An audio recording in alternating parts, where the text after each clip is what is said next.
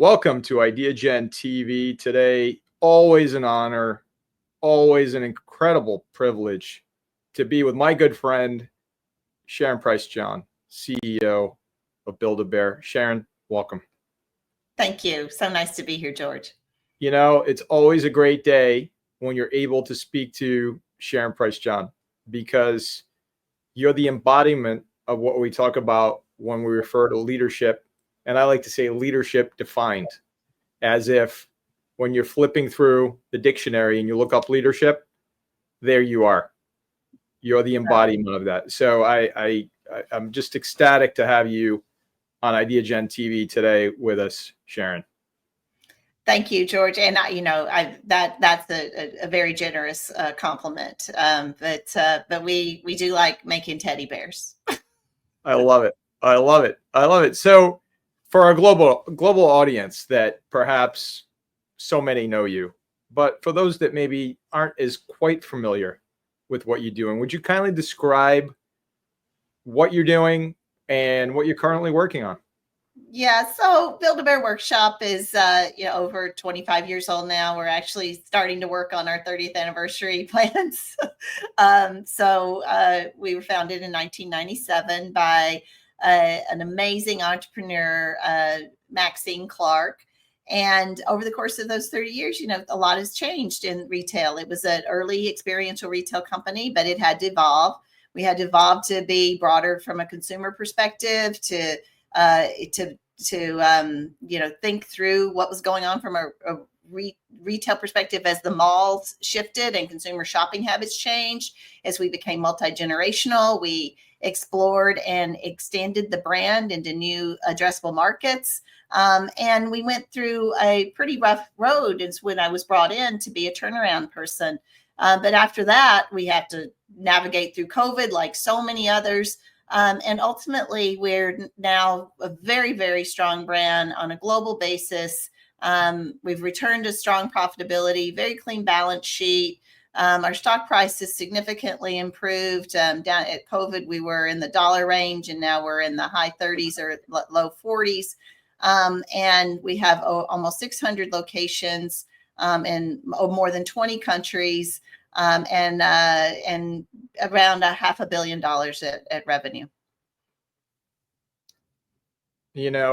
Sharon, I'm just awestruck at what you've accomplished and collectively, and you're planning the 30th anniversary. I mean, already a little early, but we have a lot of really fun ideas, and we want a good runway to be able to do that. So that'll be in 2027, but it's be here before you know it. It sure will. And it's just so, I mean, I just think you bring so much happiness to the world with Build-A-Bear, and I can see how much fun you're having, which and it's contagious, right? And so you've successfully led Build-A-Bear Workshop through major disruptions like the mall apocalypse and COVID and on and on. How did you stay rooted in the company's mission of adding a little bit more heart to life? And how did that influence your decision-making through those challenging times? That's a really great question. And I think what's so interesting is when companies face challenges, and all companies do, a lot of them are internal. Sometimes they're self-inflicted, but oftentimes they're driven by things that are happening outside of your control. But in either of those cases, it's important to understand what your core competencies are, your core value, and your core values, because that will often lead you to the answer.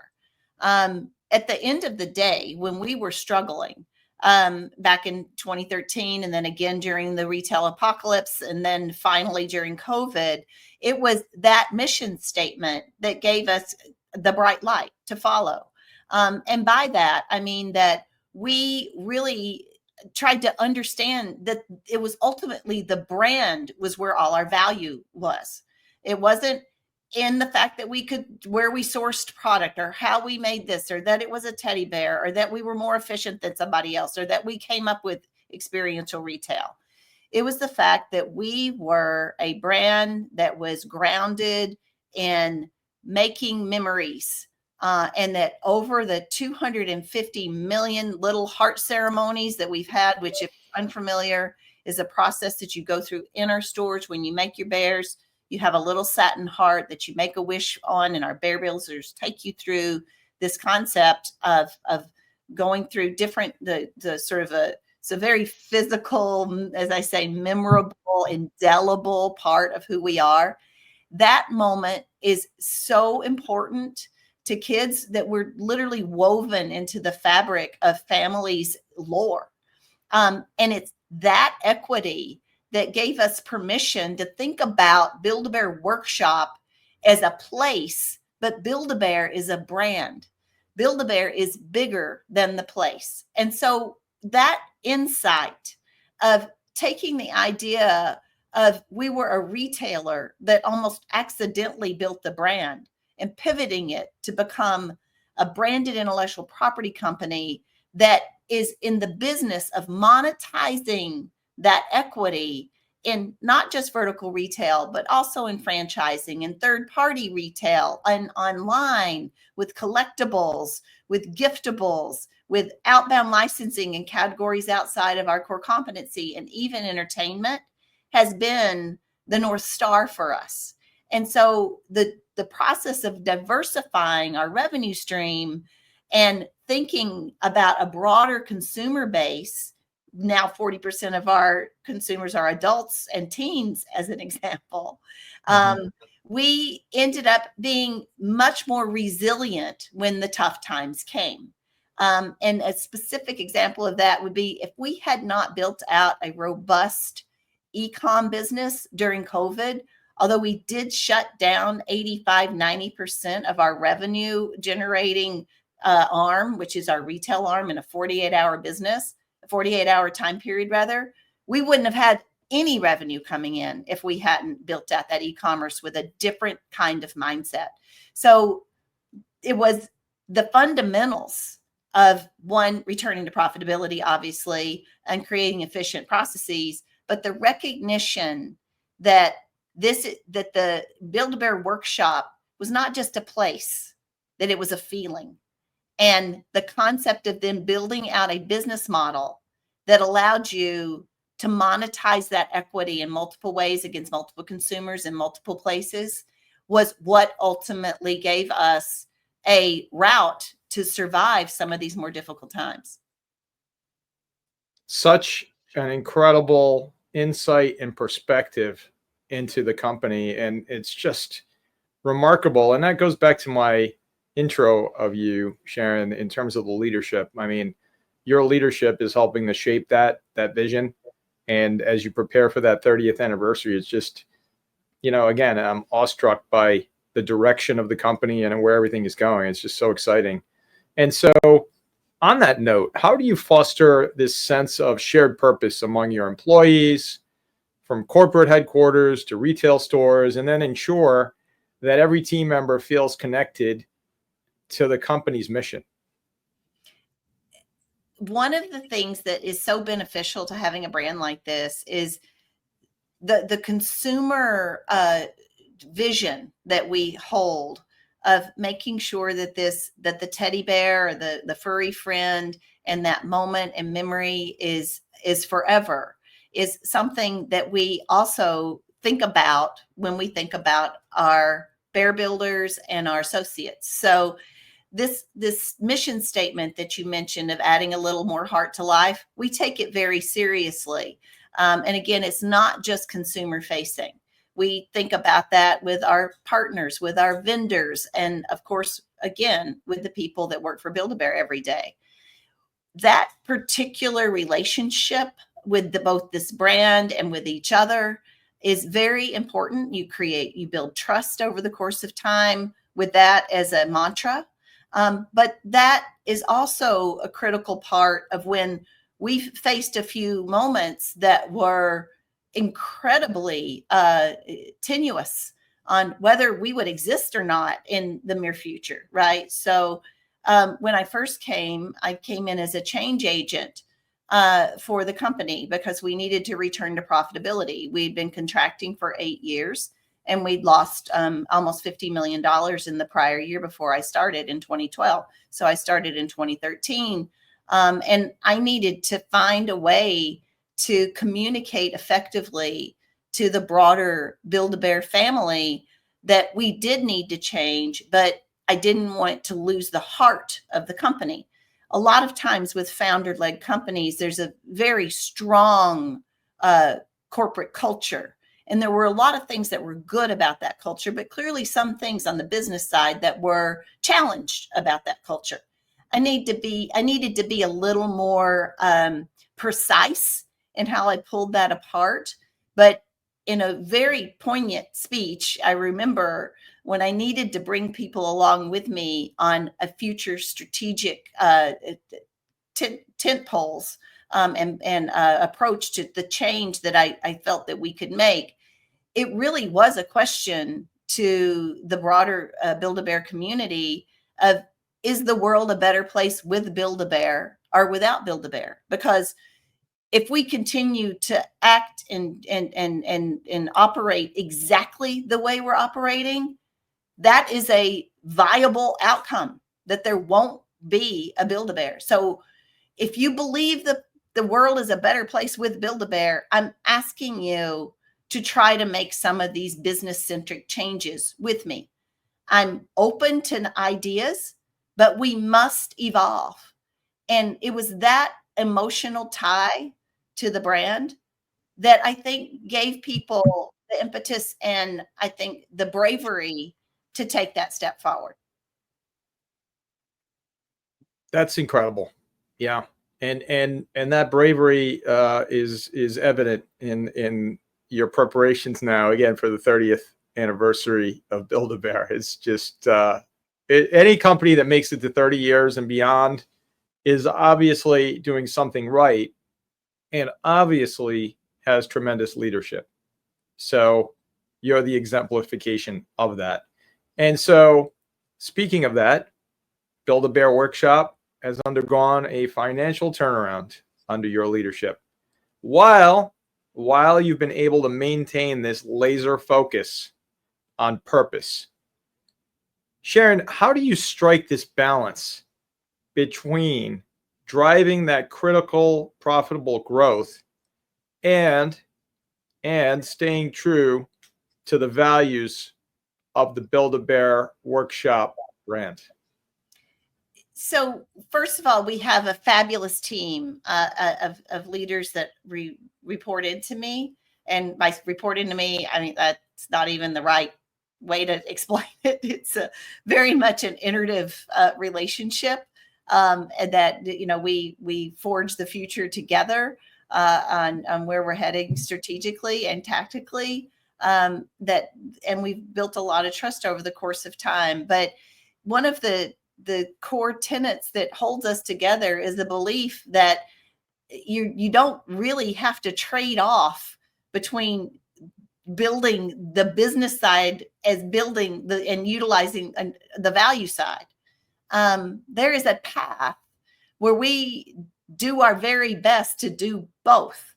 And we have a filter that we use that's called, it's a heart and then a circle and a square. It is like, we think of things first as everything through a consumer-centric, brand building, data-driven matrix. And if it passes all of those goals, then it's going to be a good thing to do for the company. And the data piece is the outside edge. You'll lose a concept if it doesn't ultimately have a viable ROI, or it doesn't deliver on the objectives that were set up for this idea or this concept or this promotion or whatever it is. But you never get to that point of doing the math until or unless it is both consumer centric and brand building. So that all, we don't go from the data in, we go from the heart out. And so you're almost automatically filtering out things that would be in an argument with the values of the company before you get to the data calculation. Does that make sense? It makes absolute sense. Absolute sense. And so I want to shift a bit over to your candid leadership style, which has been highlighted in your book, Stories in Heart, and on Undercover Boss, which is awesome.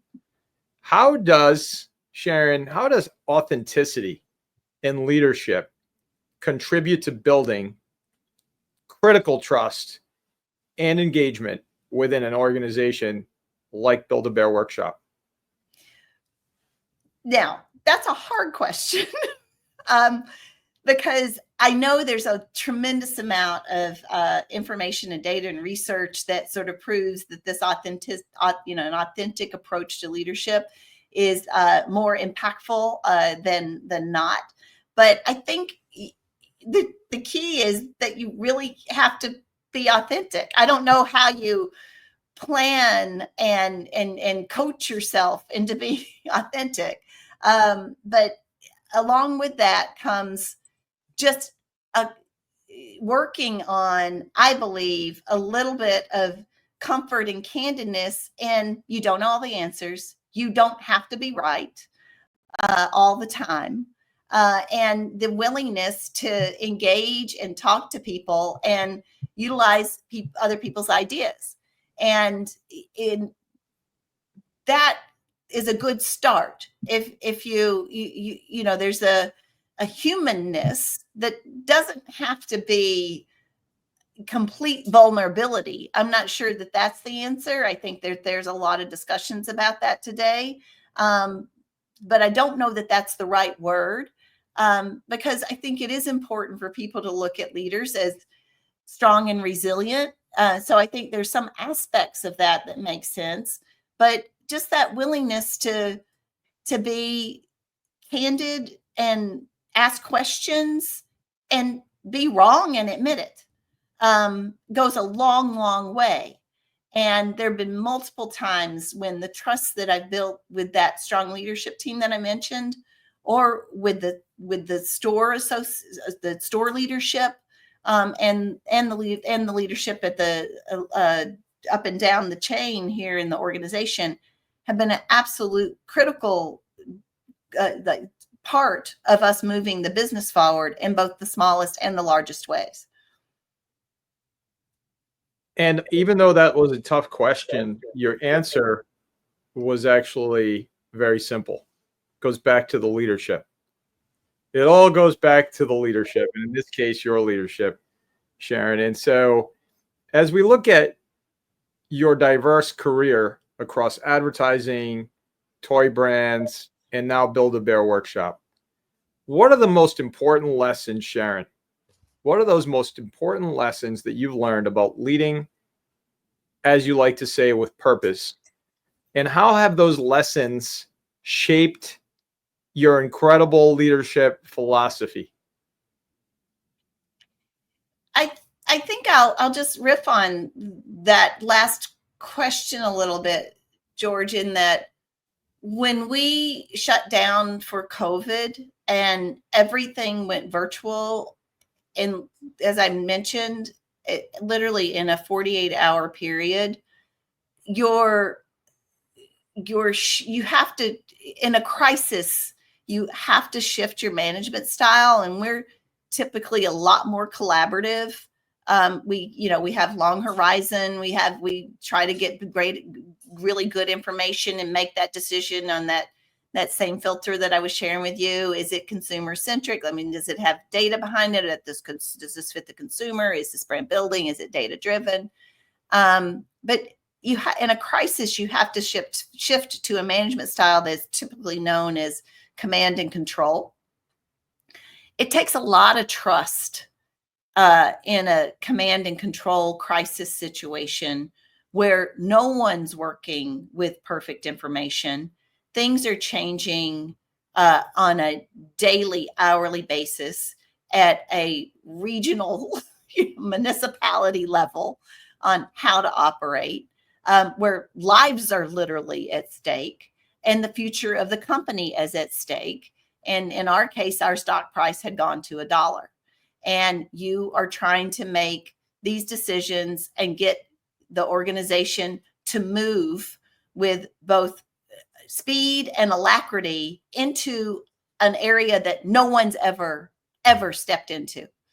There is no other answer that is even potentially feasible, that they were able to do that, and we were able to come together and able to operate quickly and effectively for no other reason than trust.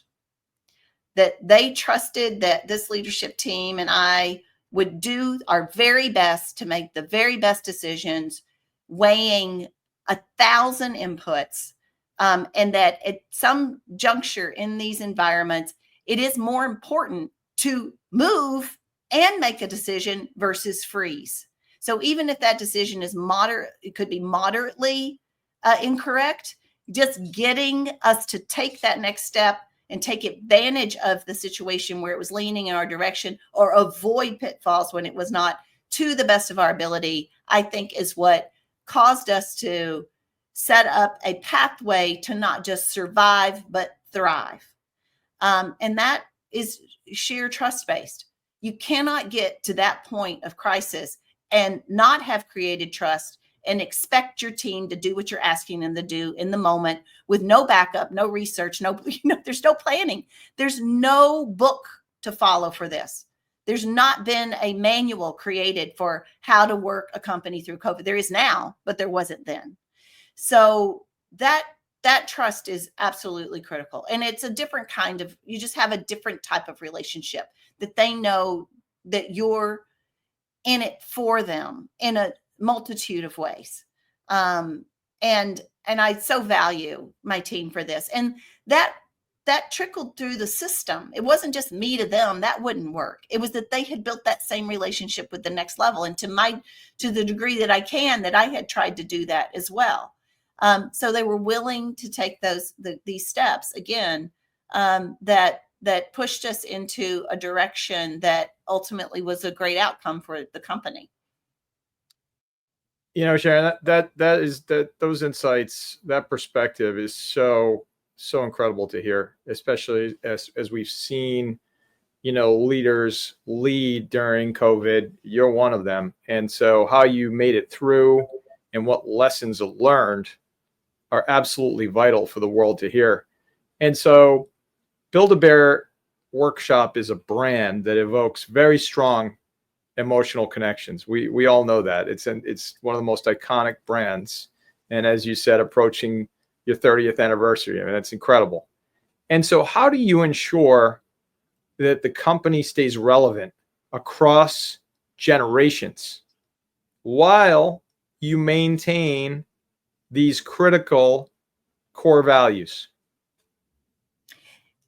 One of the amazing things that we have is that a teddy bear is universal, and it's been around. Teddy bears have been around for a long time, and I think that we're learning that there's no age, ending for a teddy bear, particularly in today's world.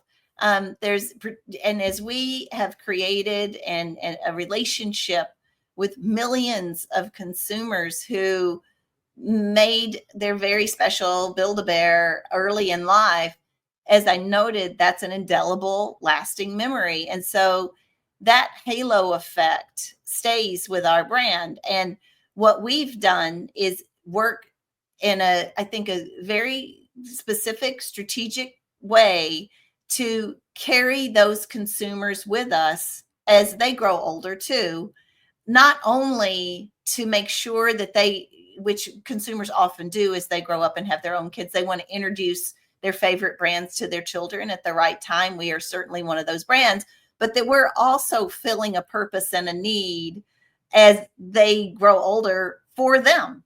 And we've done that through really fun co-branding with other legacy brands, whether it's Harry Potter or Pokemon or even Deadpool Bear or Matrix Bear. And some of these things that are a little more focused on the mature consumer, we created our own microsite called the Bear Cave, where you have to be age gated to get in. A little bit cooler, a little bit darker stuff that just, it's such a fun place to kind of celebrate what is an emerging trend called kidulting. And we're right in the crosshairs of the kidulting trend, with some of these licensed products that people love. And they now, it's proven that it's quite psychologically comforting to still sleep with your favorite stuffed animal. So we love that, and we would never say anything bad about that. I think it's fabulous. But we have so many opportunities to continue to evolve the brand. Again, like I said, in different categories, but even in our core offering over the course of time through partnerships and purposes. And so not only is it just our seasons, whether, Valentine's is a really big season for us. Holiday clearly is as well, Christmas holiday. But we serve purposes, whether it's a third of our sales being associated with a birthday or a birthday party, or a big portion of our sales being in a celebration of a graduation. We're really about marking special moments in time. And you can do that in the stuffed animal that you choose, what you stuff it with, putting your own sound in there, your own personal message in there. And it's just the most wonderful gift. And so I think we've recognized that Build-A-Bear plays many more roles in the lives of families and people than just that plushie when you're a little kid. I just love that description. Kidulting and all of the rest of the perspectives that you just shared, Sharon, are profound. And profound because you've helped to shape and build this company into what it is today, and where it's going is so incredibly exciting. We've reached the end of our interview, but it's just the beginning. It's just the beginning, because we will continue to highlight, to share, and to stay in close contact with you, because you are indeed, my friend, leading the way, because you are leadership defined. Sharon Price-John, CEO of Build-A-Bear, what is your call to action for our global audience? I believe that if you keep redefining the problem as an opportunity and go back to your core values and your core competencies, a lot of times the solution emerges. And if you can do it, even in like a situation like COVID, where we finally said, we're not calling these the COVID calls anymore, we're calling them the success calls. What can we see in this moment of not having to operate stores that can unlock value for us, and focusing on our e-commerce business and that adult business that allowed us to emerge successful? It can be a really great learning lesson. Incredible. Sharon Price-John, CEO, Build-A-Bear Workshop. Thank you so very much for your inspiration. Thank you for sharing these incredible insights. And thank you, most importantly, for leading the way. Thank you, George. Thank you.